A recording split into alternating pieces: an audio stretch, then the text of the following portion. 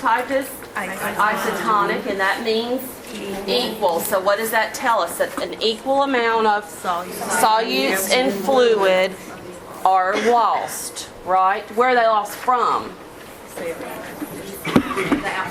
The outside of the cell, the extracellular spot, the extracellular. So the intracellular space remains the same, right? Is that the most common? Yes. What causes it? What is the most common cause of it? Vomiting, diarrhea, GI symptoms, right? Like this stomach virus that's going around. Okay. All right. The second type is hypertonic. Hypertonic dehydration or fluid volume deficit. So that means that more what is lost? More water is lost than solute. So what does the cell look like? It shrinks, it shrivels, right? Looks like this. Okay, it shrinks or it shrivels. All right. Specifically, when we're talking about solute with dehydration, what solute are we really talking about? Sodium. What's another one that we may talk about too?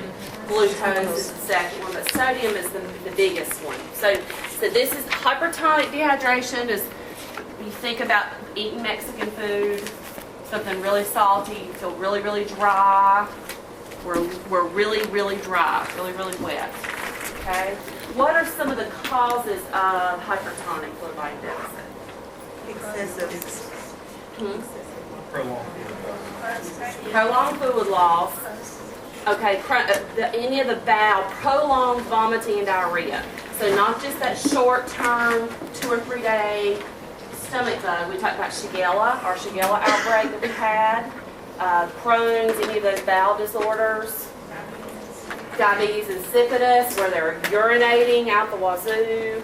What about the bottles? They were putting too much formula in and not enough water, right? Improperly mixing the formula. Those are some examples. Okay, hypotonic fluid volume deficit means what?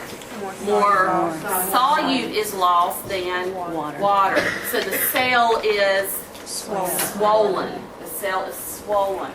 Okay, so what is one of the most common causes of that? It's the least common type, right?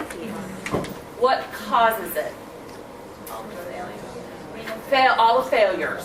Okay, liver failure, renal failure, heart failure. Okay, we talked about one of the signs and symptoms is confusion because why? The brain cells absorb more water. Cerebral cells they're more sensitive to water, right? So they swell. So confusion. So we see edema, right? We see peripheral edema, even though. And that's kind of confusing when you're thinking about it. You think about peripheral edema, but they're confused, but they're fluid volume deficit, they're dehydrated. So it just depends on what the dehydration is. So there's nothing to absorb the water. You got too much water and not enough solute. Okay. Think about when you go to the beach, and you know those little tide pools that come in, and how the water stays on top of the sand. Okay, because there's more water in that area than sand. But if you add more sand to it, add more solute to it, what happens? The water is kind of absorbed by the sand, isn't it? Think about that. Okay. All right. So we talked about. I mentioned some interventions. We talked about some oral replacement. We can only do oral replacement therapy if what? Mild. If the thirst is intact, and if they can actually swallow or drink, right? And so some oral therapies we talked about: Gatorade, Pedialyte. Do we drink sodas? No. No fruit juices. Nothing high in glucose, right? Because again, that's just adding more damage to the system. All right. We talked about the brat diet. Remember that? For if the cause is vomiting and diarrhea, we're starting them back on a bland diet. Those are some good foods to start on. Okay? All right, so let's talk about IV fluids. You've seen IV fluids at the hospital, right? Your patients have had IV fluids. Have you talked much about them, though, with your instructors? Not much. You see them hanging up there and look to make sure it's the right fluid hanging, but you don't really know why. That's one reason I wanted to read that article. Hopefully you did that last night. The read little article. What did you think about it? Did it help? A to help you understand. So let's talk about some of these IV fluids. The first type of deficit we have is that isotonic dehydration. Okay? When we have an isotonic dehydration, we have a patient who comes in, they've had vomiting and diarrhea for 2 days, they're really dry, they're starting to have, what are some of the signs and symptoms of dehydration? We can talk about that. Dry mucous membranes. What about babies? Sunken eyeballs, sunken hot nails. No tearing. Lack of urination. Dry mucous membranes. What about their blood pressure? Low. And what if I go from laying down, it could be orthostatic, it could drop. What about my vessels? They're going to be flat because we don't have a lot of circulating volume, right? So, I've got a patient that comes in, let's say a little 80-year-old woman. She's had vomiting and diarrhea for 2 days, and they determine that she has got an isotonic fluid volume deficit, okay? So, when you have isotonic is very easy. That's probably the easiest one, which is great since it's the most common one, right? When you have an isotonic deficit, you're going to replace it with an isotonic fluid because remember it's equal or it's the same. So you don't want to do much, you're not changing much. You're not changing the solute levels inside the cell, you're not changing the water levels inside the cell. So you're replacing it with a fluid that has the same concentration of solutes to particles as in another solution. Okay? So you're maintaining balance. It's like a teeter-totter. Or what are those things called? The seesaw. Okay. It's like a seesaw. You get on it, you want to maintain the balance. So we're maintaining the balance. We're going to give an isotonic fluid. All right? These are also used for other things. If you're doing fluid challenges, if you're giving blood transfusions, you would use an isotonic solution. Okay? So the cells that are surrounded by this fluid remain unchanged. The cells that are surrounded by an isotonic fluid remain unchanged. All right, now, did you print off your IV sheet? From the floor, get that out. Got it with you, get it out.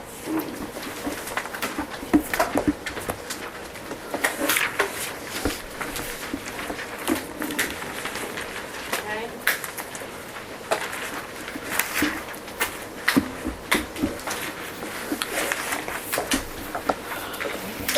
All right.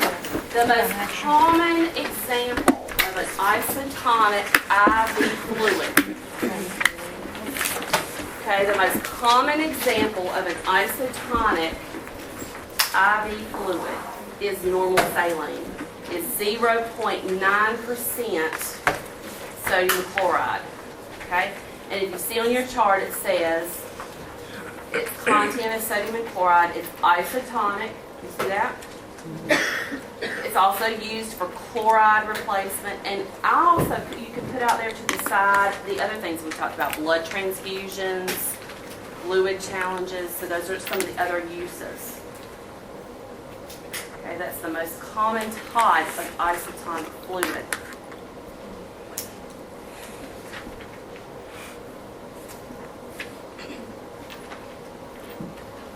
Okay, now at the bottom, you see lactated ringers or ringer solution. Those are also common types of isotonic fluids. Those solutions are used when patients come back from surgery. Those are surgical solutions.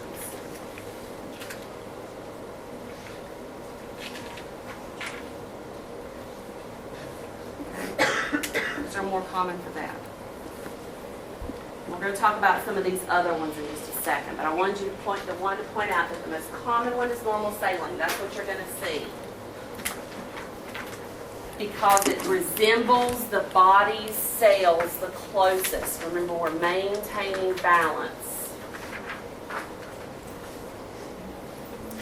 Okay, let's talk about hypotonic IV fluids. Okay, hypotonic IV fluids. All right, so let's think back to our hypotonic deficit.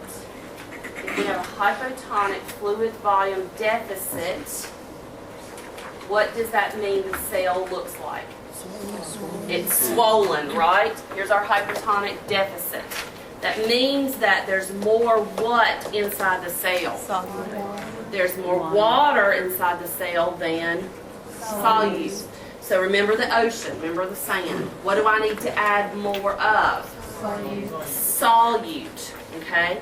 So I need to add more, a solution that is hypertonic. You see that? Because a hypertonic solution has more what in it? Solute. Okay?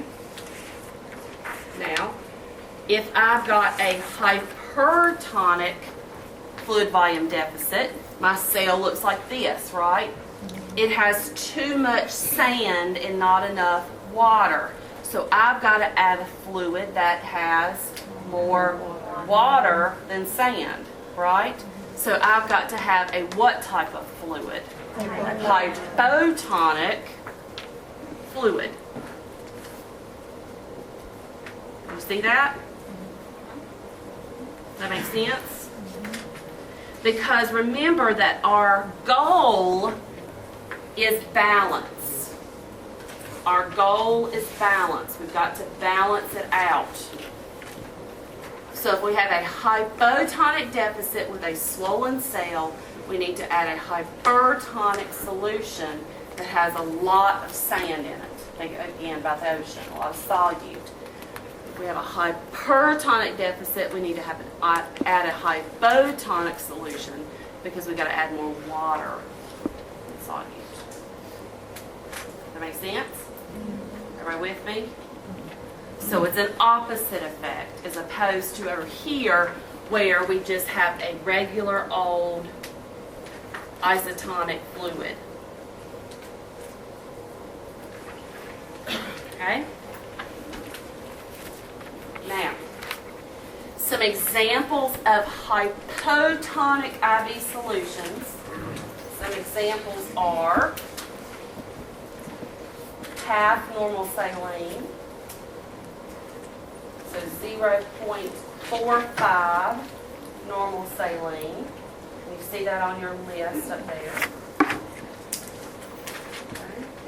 Hypotonic. D5 and 1/4 normal saline. So you see some of your. Now I want to show you something. If you look and find D5 and 0.25 normal saline, is it on here? Mm-hmm. Yep. All right, I want you to look at D5 and 1/2. D5 and 0.45 sodium chloride. Do you see where it says hypertonic? Now, what happens is, this is what I was going to try to tell you about the D5. As a solution is continuously administered, okay, it may start out like this, but it changes, okay, midstream. So as it's going into the cell, as a hypertonic solution that's full of all these electrolytes goes into the cell, it's going to eventually become hypotonic. Okay. Now I'm not going to ask you a test question about that, but that's why on this chart some of these solutions start out by saying hyper. So what I would do below those is in parentheses put hypotonic because it's going to change. On the dextrose ones, because as that glucose is administered, it will change. Okay? Isn't that true for the hypos and the hypos? It would be true for both. It would be true for both because it would become the opposite. Because as it's switching, as it's going into the body and it's surrounding the cell and it's administered, it's going to change. So what does that tell me about IV therapy for my patient? Yeah. It needs to be monitored because what might have to happen 2 or 3 days later? We may have to switch fluids, might we not? Okay? We might have to switch fluids because now we don't need all of that solute. Okay? Now we need something different. So, those of you who've worked in a hospital before, have you ever, well, you may not have noticed that because you're as a CNA. Start paying attention to that. Start paying attention to whether or not the physician changes the IV fluids halfway through. Maybe they start out with a lot of potassium in a bag, and then they don't need it anymore because their potassium levels have come up. So they change the solution. Does that make sense? Mm-hmm. So you're constantly having to change. It does not mean that when they come in, they stay on that for the whole week that they're there. They may just need it for that period of time. Okay, so really pay attention to that. But what I really want you to get from this is that we have to begin administration with the opposite fluid or the same if it's this type of dehydration. So does everybody understand that? That opposite. It gets really quiet when that air goes off. I feel like I'm screaming and all of a sudden I'm not. Okay. Does everybody understand that type of IV stuff? All right, let's turn the computer on because it works today. Talk about some different medications. We're going to go over that IV fluid stuff, the article. I don't know if we'll do it today, but we'll do it before the day starts.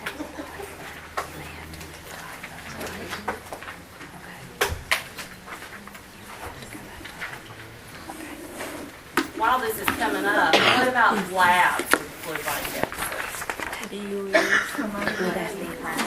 The hematocrit would be high because the blood has become more concentrated. What about a BUN? Okay. All right. Okay, so let's talk about other types of interventions, what we would do. When you're doing IV fluids, when you're giving IV fluids to replace this deficit, you really have to closely monitor that patient because as the fluid is changing, the patient's status may change. You could potentially have a patient who came in who is admitted for dehydration who goes into fluid overload if you're not careful. You can go the opposite way. So what are we monitoring? When I say monitor the client during therapy, what are we monitoring specifically? What do you think? Vital signs, I's and O's, lab values, turgor, their weight, because they're very good. What did we say yesterday? The best indicator of fluid status is their weight. Exactly. We're going to bring that up constantly. So what might we want to do on a daily basis? Weigh them. And everybody knows how to do daily weights, right? Same time of day, same clothing, same scale, all those things. And that is very, very, very important. Now, on the article, speaking of weighing, on the article about the child, fluid balance in children, how do we measure the output of a baby? Weigh their diaper. But what do we have to know first? We have to measure the dry diaper. And that is something you're going to be doing with me on peds. I'll show you how to weigh the diaper and record the weight so we can tell whether or not they're outputting what we're inputting. Children can go very quickly. Children and elderly, remember that's our risk groups, they can change status very quickly. Okay? Because of all those factors we talked about. The kidneys are immature until the age of 2. Their surface area is larger than an adult, and you've got the older adult who has decreased thirst mechanism. Their kidneys aren't functioning the way they used to. So they can go into fluid volume excess very quickly. Very, very quickly. So you have to be careful.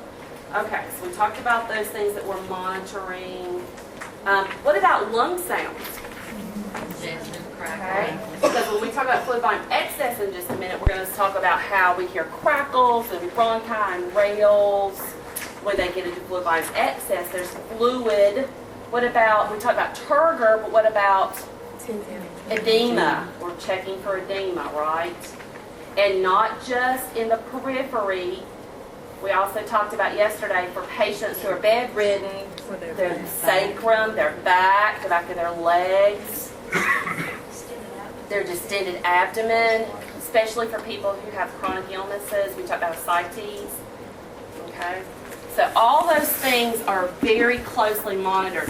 When a physician, and I think that this is one thing that we don't do a great job as nurses and CNAs, we try, but I don't think we put as much importance on it as we should. When a physician says to monitor their I and O, that is very, very important because of what we just said. Weight is the best indicator of a change in fluid status.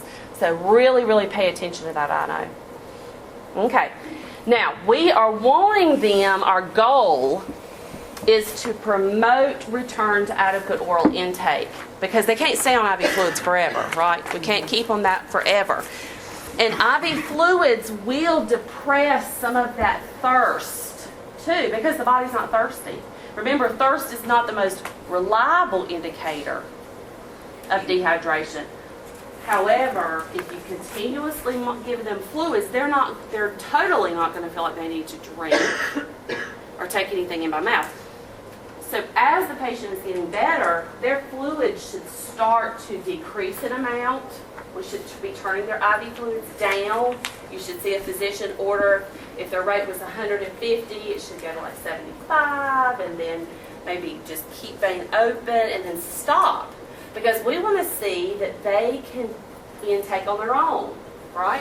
That's important to us. We want to make sure they can do that. We want to make sure that their fluids are kept in reach. If you get them a cup of ice water, you don't want to put it over across the room. We want to make sure they can get to it. What about fluid preferences? Is that important? Don't assume that they want juice or whatever. You want to make sure, and again, juice is not the greatest thing to drink anyway, warm things. Lip or skin moisturizers are very important, chapsticks, especially this time of the year. I don't know about y'all, I was telling my boyfriend this morning, every time I get up, I feel so dry during the winter. When you get up in the mornings, I just feel like this heat has just dried me out. You feel like you need to drink gallons of water just to rehydrate. And so that's what these patients are feeling like. Milk, remember we talked about milk yesterday? Milk is not great, especially if they've had a stomach virus. And, it drives me insane when those parents come in, they want to slap that formula ball in their mouth. And that baby's been vomiting. That's not something we want to go back to immediately. We ease that in. So all those things are really, really important. Okay? All right.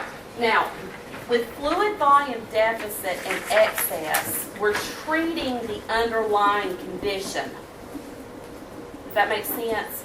So if they came in with the stomach virus, then we are medicating them, which is what we're going to talk about next, maybe. It's okay, medication therapy.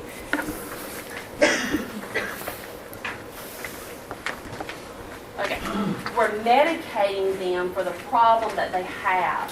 So if they came in with that GI bug, of course, we're going to administer an antiemetic. Okay, what is an antiemetic? To prevent vomiting, prevent emesis. So an example of an antiemetic, Zofran, Phenergan, those types of things. Those types of things. All right, so you want to prevent them from vomiting. Antidiarrheal, okay, to prevent the diarrhea or to stop that diarrhea. An example would be Imodium. That's one of the most common ones that we see, Imodium. Okay. Remember we talked about diabetes insipidus, and that was one of the common causes of which type of deficit? Which was hyper. Okay. So diabetes insipidus you would give ADH because it's an inadequate production of ADH, which causes it. So you would give an ADH medication, and an example of that is vasopressin, vasopressin,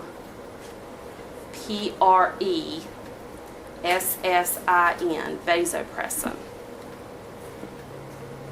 Okay, and that will help to correct diabetes insipidus. It's kind of like a replacement. Okay, remember we talked about one of the common causes of isotonic fluid volume deficit is fever, right? Especially in young children, because children, as opposed to adults, what do they tend to do? Those fevers tend to run high, don't they? Really high, 104, 105. They're really, really high. It's hot in the table. So we're giving antipyretics. An antipyretic is to decrease fever. So your Tylenol, your acetaminophen, your ibuprofens, to control the fever and minimize loss through sweating. Okay, when the fever breaks.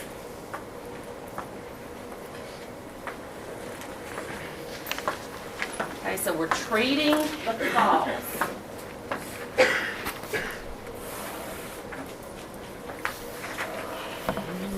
All right, educating them. We're educating them on how this occurred to begin with, especially parents. You're really educating them on what are the signs and symptoms to look for. And we talked about that yesterday, about the decreased tearing, the decreased wet diapers. Okay, that's another thing. If all of a sudden, they were having 8 wet diapers a day, and now we've changed 1 or 2, we're starting to get a problem. That decreased oral intake. And how do they do it at home? How do they replace a dehydration at home? They don't automatically need to rush them to the physician on the first day. They need to try at home with oral solutions, decreased milk intake. We're teaching the elderly to drink even when they're not thirsty, because they're not going to know when they're thirsty, so we're going to teach them.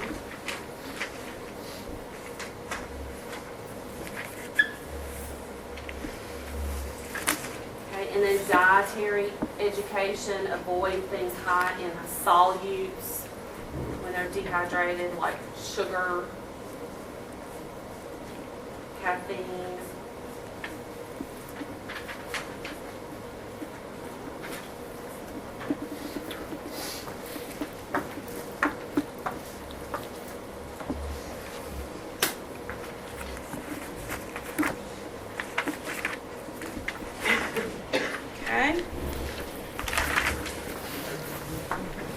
All right, I want to do a little, what I call a sidebar for a second, because you're going to see this terminology. You all will learn about shock in your senior year. There are different types of shock. But in this case, when we're talking about fluid volume deficit, I really think it's important for you to know about hypovolemic shock, because that's really the most common type of shock. Hypovolemic shock occurs when there are too little fluids circulating through the system. Okay? These are some of the causes, so this is just a little sidebar. So these are some of the causes: hemorrhage, decrease in fluid intake, excessive GI loss, and excessive diarrhea or diuresis.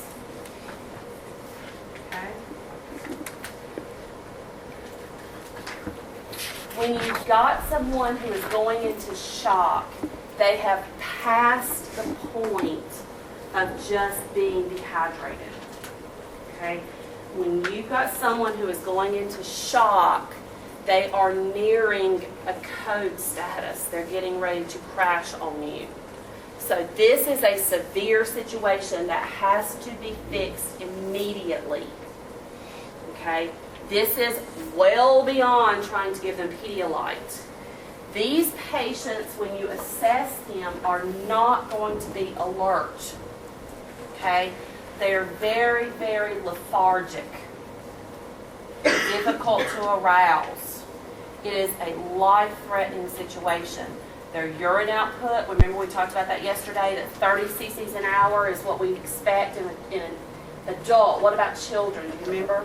1 to 2 milliliters per kilogram per hour. Per hour, okay?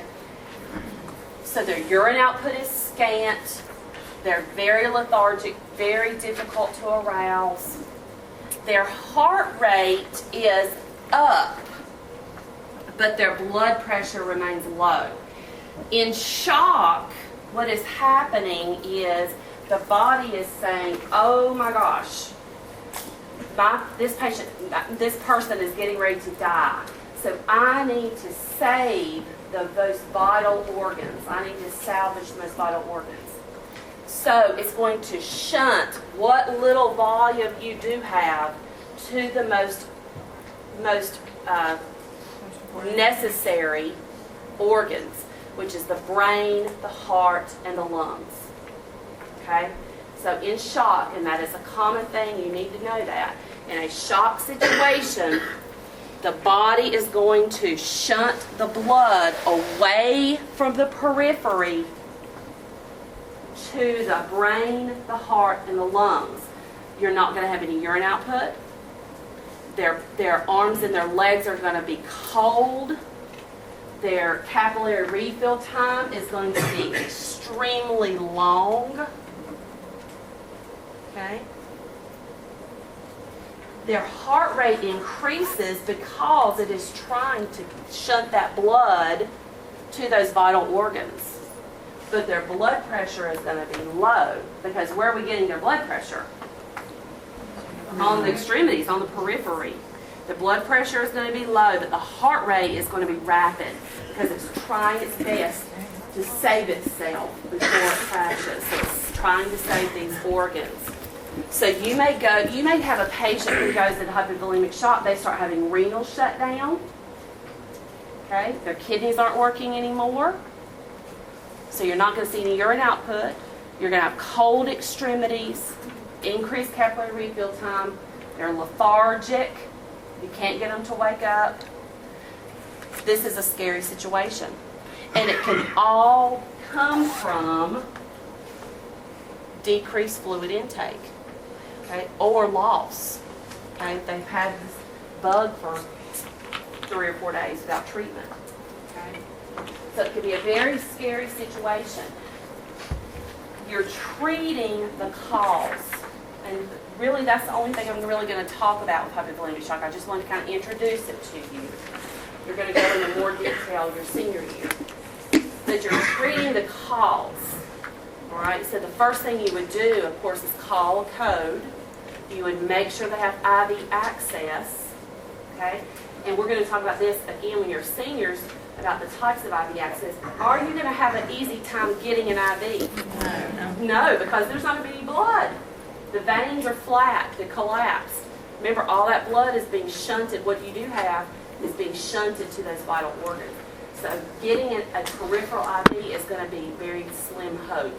So there's going to be other ways that you can try to get an IV. And then you're going to do fluid resuscitation, fluid body resuscitation. And there was a little clip on that article about fluid resuscitation controversy. You know, that is what this is talking about. Okay. So you're treating the cause. So I just wanted to introduce that to you guys because you're going to know. You're going to need to know that. All right. We're going to think, pair, share. We're going to get up and move a little bit.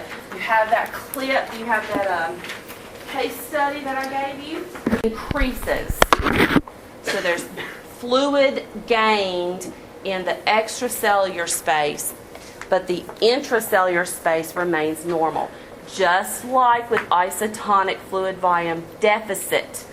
Remember, the fluid in the extracellular space was decreased, but inside the cell, it remained normal. That's what makes it isotonic in nature. Everything is balanced so far, except for the fact that we've gained too much fluid. We've pulled too much fluid in. Okay? Fluid and solute are gained in equal amounts. So as opposed to the deficit where we lost them in equal amounts, now we're gaining them in equal amounts. So what would we see in the tissues? swelling or edema. Right. Okay. All right, so causes of fluid volume excess. Okay. Again, the failures. Renal failure, because the fluid is not excreted properly. Heart failure, because the heart is unable to pump the fluid out. Renal failure, because the kidneys are not able to function properly, excrete it. The heart, because it's not able to pump it out. Excess fluid intake, and again, an example of that is IV fluids. If you've got a patient who had a deficit and we've been really pumping those fluids in, we go the opposite direction. So excess IV fluids. Stress response. Stress response. Such as a surgical patient. The body is stressed. It retains fluid. It increases aldosterone and retains fluid. Remember, we had too much ADH before with diabetes insipidus, and we were urinating it out. Now it's increased because of a stress, some kind of body stressor. Wouldn't surgery be a body stressor? Yeah. So you're going to see a lot of patients that come back from surgery that swell. Ever seen that before? That they're swollen when they come back from surgery? And that's why. That's because the body is stressed and it retains fluid. Okay. Hypotonic fluid volume excess is, you'll also hear it called water intoxication. Water intoxication. Do you remember a few years ago there was out in California, I believe it was, there was a radio contest that who could drink the most water, something like that, and somebody died. You remember that? And there was a big lawsuit, I think, that happened because of that. Well, that is called water intoxication. You drink too much water. You overdo it. The cells will swell and burst. They can burst.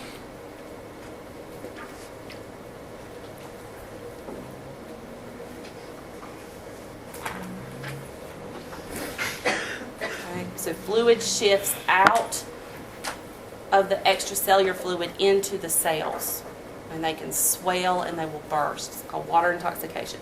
There's other things besides that contest that can cause this, because that's not great.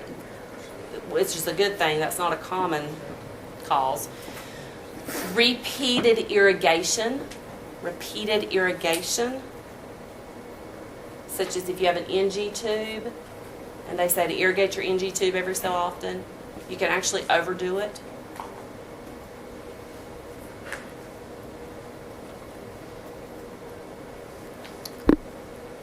Okay. Overuse of hypotonic IV fluids. Hypotonic, because remember we said that it changes and it causes the cell to swell.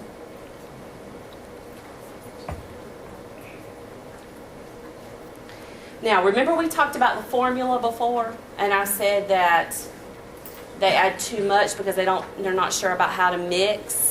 Remember I talked about that? They added too much solute before and we have a fluid volume deficit. In this case, they can have too much water. Maybe you've got somebody who's trying to save money. Formula is expensive. Very expensive. $30-some a can now. Anybody had a new baby recently? How much is formula now? $24 a can, and it lasts you, what, 2 days maybe? Three if you stretch it, okay?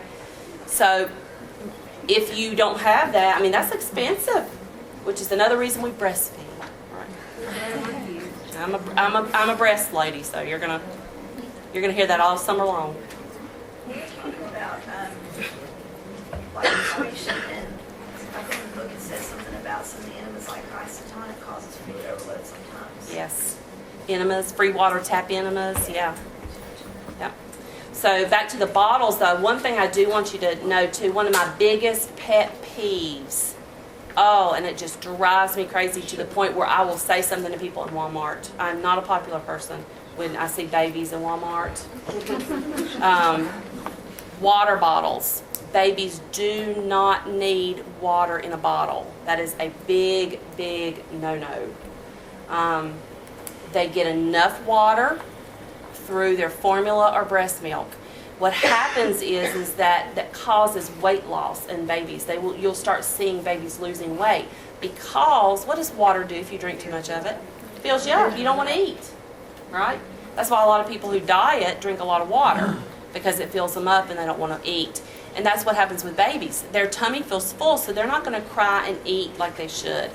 Now, some things that you're going to learn from me too are going to be very difficult for you and your family because you're going to have aunts and grandmas and godparents who say, well, when you were a baby, I gave you such water in a bottle, or I gave you rice cereal at 1 week old, or those have been found since then to be detrimental.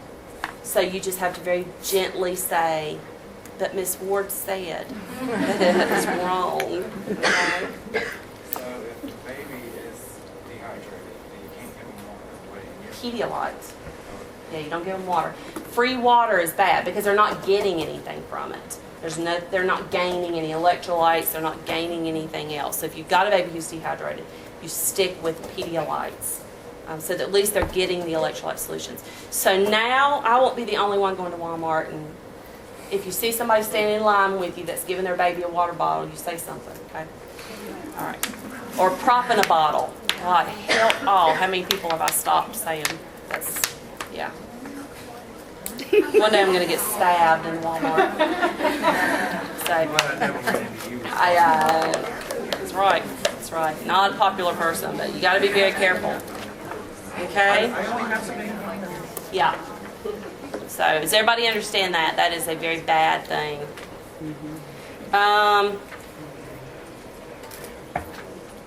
SIADH. SIADH. It's kind of the opposite of diabetes insipidus. SIADH stands for Syndrome of Inappropriate Antidiuretic Hormones. It's the opposite problem of your diabetes insipidus, where they don't urinate.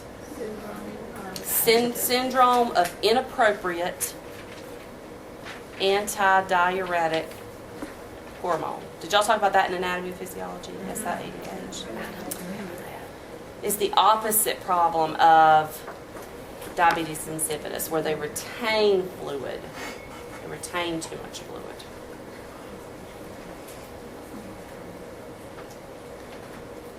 All right.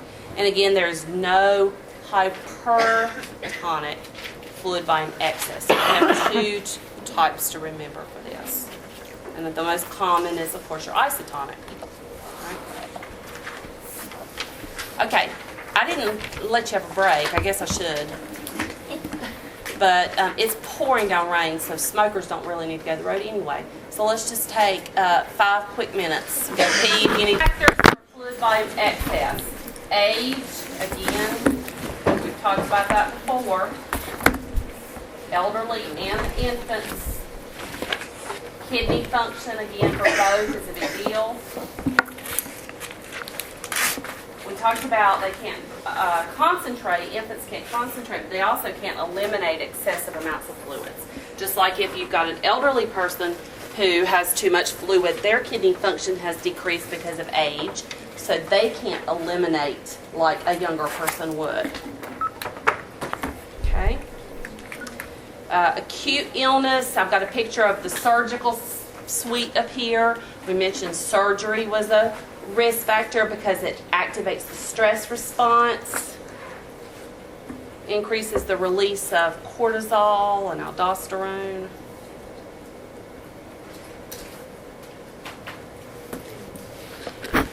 And then down here, I've just got a picture of a heart and a little rhythm there. So chronic illness is what that stands for. So chronic illness is a problem. That was acute illnesses and surgery. Right. So cardiovascular disease, we mentioned that, right? Renal failure, heart failure, those chronic illnesses because they can't excrete or pump the fluid out of the system.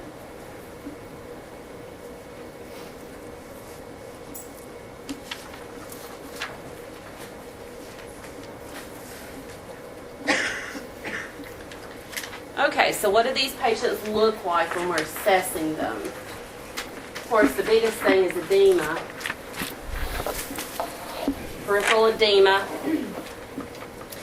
We always say peripheral edema, but it can also be seen around the eyes. The eyes will look very puffy. Remember we said that with deficit, the eyeballs are sunken, right? Very sunken. With too much fluid, they can be very puffy around the eyes, especially. There's a term called anasarca, A-N-A-S-A-R-C-A,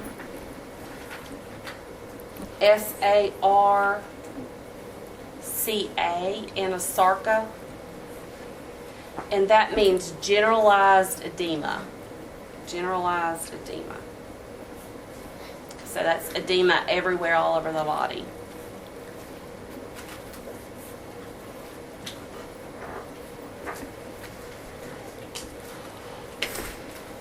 Now with deficit or dehydration, we said the fontanelle would be sunken.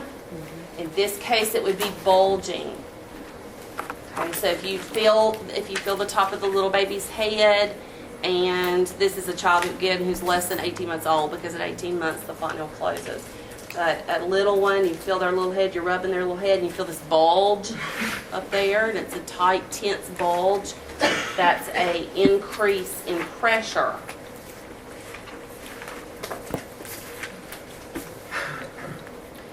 We said with deficit that the jugular veins would be what?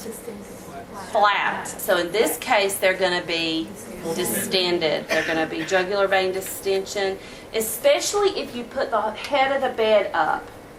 So if you sit them up from a lying position, all of a sudden these jugular veins are going to pop out. They're going to stick out when the head of the bed is elevated.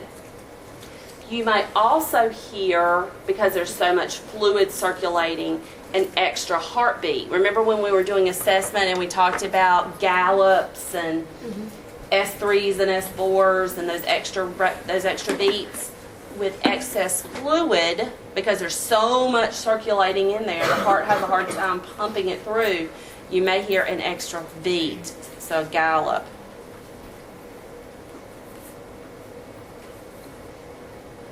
Pulmonary edema, we mentioned that already. You're going to hear crackles, rhonchi. They may have a cough, a wet, congested cough. What do you think their pulse ox is going to be? It's going to be low. It's going to be decreased because they're not going to be able to get enough oxygen.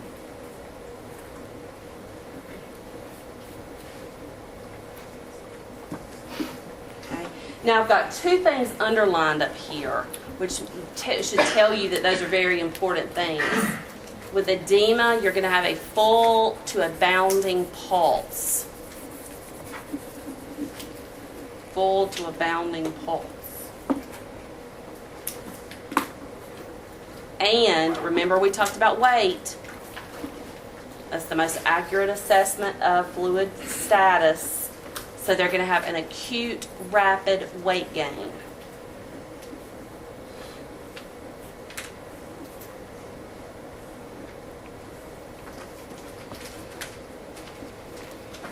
Now we're also monitoring urine output.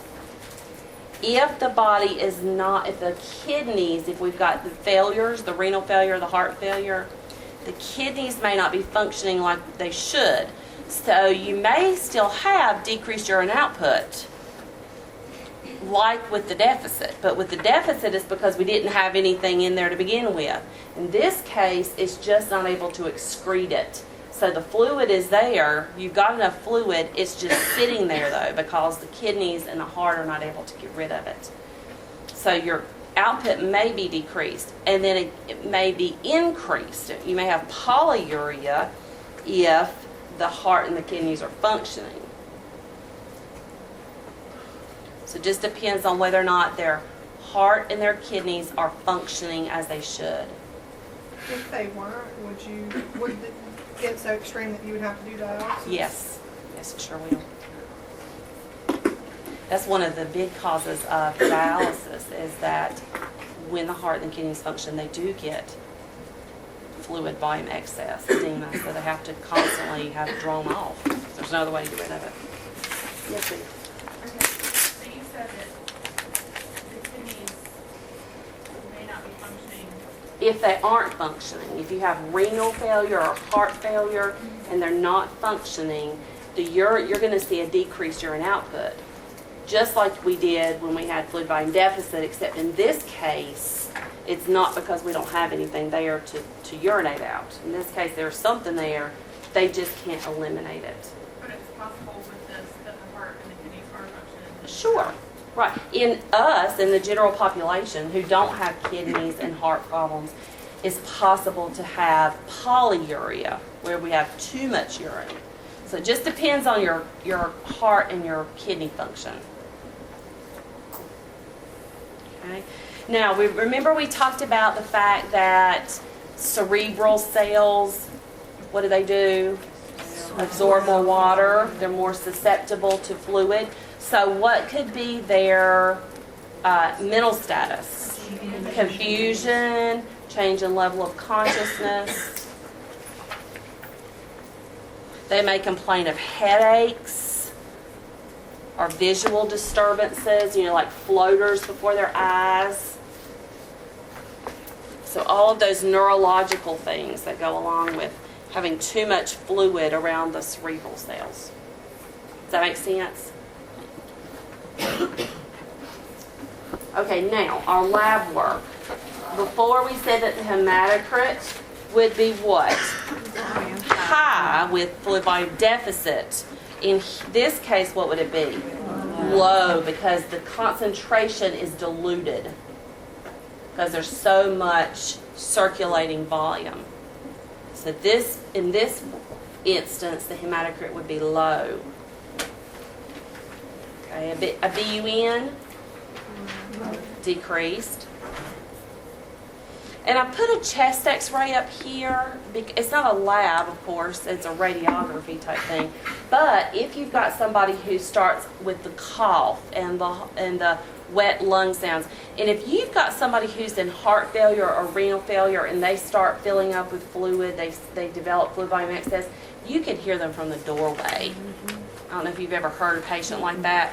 You can walk down the hall and tell because they sound so wet inside.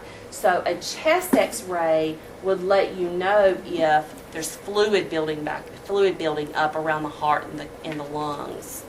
So that's why I put a chest x-ray up there. They call that pleural effusion. Have you ever heard that before? Pleural effusion.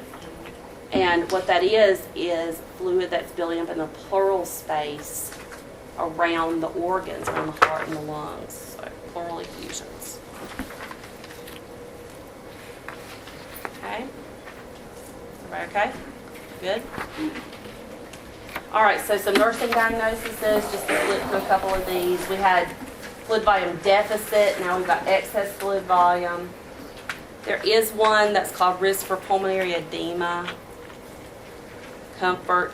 Skin integrity. Remember we said edema follows gravity, right? So could we, if we had a bedridden patient who had edema on their sacrum on their back, could we have some skin tears because of too much fluid? Okay. All right, so let's talk about how we're going to treat these people. And the first thing I've got is assess, because we've got to assess. Can we go back to the AUN? Uh-huh. Because I'm just kind of confused about how, you said that you have, kidney problems, but then it made you couldn't. So would that produce, that would affect your BUN and creatinine. But so you may not necessarily have any problems. Right. There's even levels with it all. Exactly. Okay. Yep, sure can. Good question.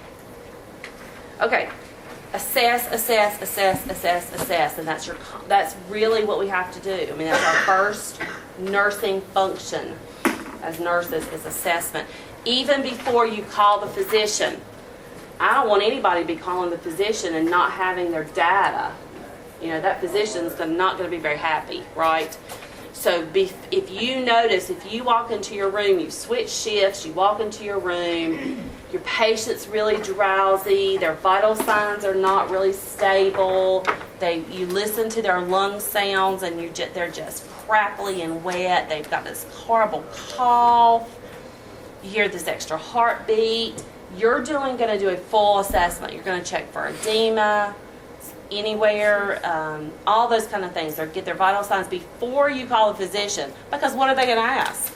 They're going to ask for all that stuff, aren't they? They're going to ask for all that data. So assess. Safety is a very big thing with these patients. Again, just like with the other patients, with the confusion with our little lady for fluid volume deficit, safety is a very big thing. Not only watch for their pulse ox level to be going down, but cyanosis. What does cyanosis mean? Blueness. If you have a patient who you walk in the room, they're starting to sound really wet, you check their pulse ox, it's 88 or 87, you start seeing some gray or blue around the mouth, that's a very bad sign. We've got to do something. We've got to act on it right now. Internal, and I think I talked to you about this during assessment, internal cyanosis of the tongue and the gums is a late sign. There's not much you can do after that point. That's a sign of impending death. So you've got to catch it when you start seeing the sounds. So very, very strict assessment skills. All right, diet, fluid intake. We are restricting fluids at this point. Restricting fluids. Okay. Now, one thing about when you do a fluid restriction, you have to be very careful because you have to know what you're going to give them with their medications as well. You know, if you've got a patient, did some of y'all administer, 15, 20 meds last semester? If you've got a patient with that many meds, they're going to need some water to get those down. That has to be added into your fluid calculation. So at the beginning of the shift, you need to know, okay, this is what I need to use for medications. So this is what can come up on their tray. And you have to let the kitchen know. Only send them this amount of fluid. And then, do you leave free water standing beside the bed in a pitcher? No. You got to take that away too. And it's also a good thing to put a sign above their bed. Because family's going to come in and, that little grandma's going to be laying there and she's going to be so thirsty. And, honey, can't you please just give me a sip of water? And, they're going to feel bad for grandma, right? And they're going to let her have a sip of water. And then your fluid calculations are totally off. So you've really got to calculate every single thing that you are adding in, okay? Sodium restriction with these patients. Sodium restriction. Because why? Retain more. Sodium follows, where water follows sodium, right? So they get real thirsty too, right? So sodium restriction, very important. When you're thinking about somebody who's on a fluid restriction, some nice things to do and provide mouth care. You're less thirsty when your teeth are brushed. Have you ever noticed that? Mm-hmm. When you brush those little sweaters off your teeth in the morning. So you're better with that. Lip moisturizers, those kind of things. Ice chips are great, but you have to count them in the fluids. Okay? Those nice crunchy ice chips, the hospital has the greatest ice on the planet. But it has to be counted in with your fluid. So you can't just give people ice. They're going to want those nice green spongy sticks to suck on. And they're going to want a cup of water to dip it in. And then they suck it out and they put it back in and they suck it out. I mean, that's free water right there. So you got to be really, really careful about that. Encourage cold fluids. I don't know if you know this, but hot fluids like tea, hot tea and coffee make you thirstier. triggers the thirst mechanism quicker. So cold fluids are better than hot fluids.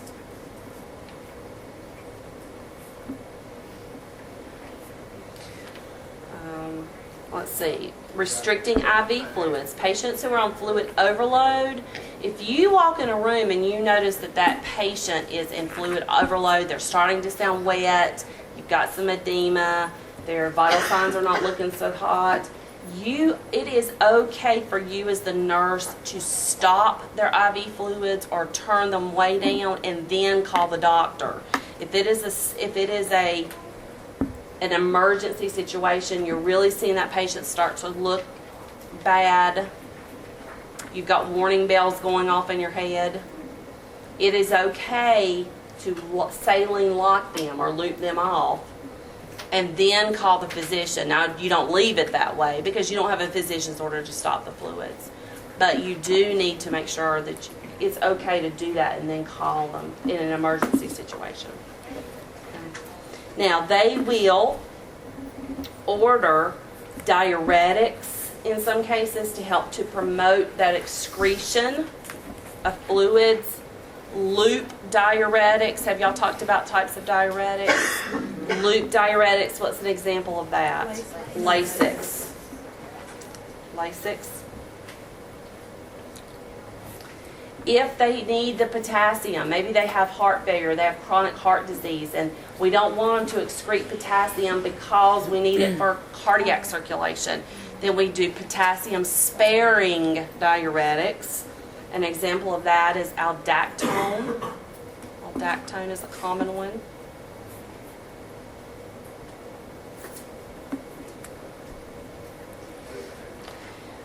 There is a drug called Natracor. The big thing is human B type natriuretic peptide, which is up here. Natracor is the easy word for it. That is given to patients in congestive heart failure. It is a drug that helps to pull fluid off the body. It is not a diuretic.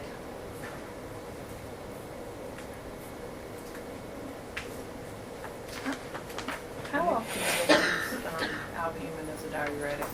As a diuretic? I've never seen it used as a diuretic. We had one at Rowan last time. Did you? I couldn't hang it because it was a blood product. Yeah. That's a new one. I had one person that was an overload, and they changed his, I guess getting an antibiotic or something by piggyback, and they changed it to a PM instead. Interesting. His skin was getting all weepy and. Yeah, you will have some people, I have had patients who are in such bad fluid excess that the fluid weeps out of their skin. Have you seen that? You set them up on the side of the bed and you dangle their feet and fluid just drips into the floor. I've had patients that way. That's serious business right there. That's serious business. They are not circulating that fluid at all. So that's very serious. Okay. All right, let's think pair share. Turn around and find somebody directly behind you this time.